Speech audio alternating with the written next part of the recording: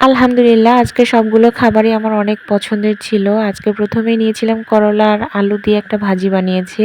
এই ভাজিটা তো আমার কাছে খুবই মজার লাগে। আজকে যেহেতু সারাদিন আকাশটা একটু খারাপ, বৃষ্টি বৃষ্টি ভাব, তো এরকম ওয়েদারে গরম গরম ভাতের সাথে ভাজি ভর্তা আমার কাছে সেই লাগে। তো এগুলো দিয়ে খাওয়ার পরেই আমি নিয়েছিলাম ডিম ভুনা। মা পেঁয়াজ দিয়ে অনেক সুন্দর করে ডিম ভুনা করে। তো এটা দেশি মুরগির ডিম। তোমরা তো জানোই আমার ডিম ভুনা, ভর্তা, ভাজি যে কোনো কিছুই ভালো লাগে। তো তারপরে নিয়েছিলাম কাঁচা কলার একটা তরকারি।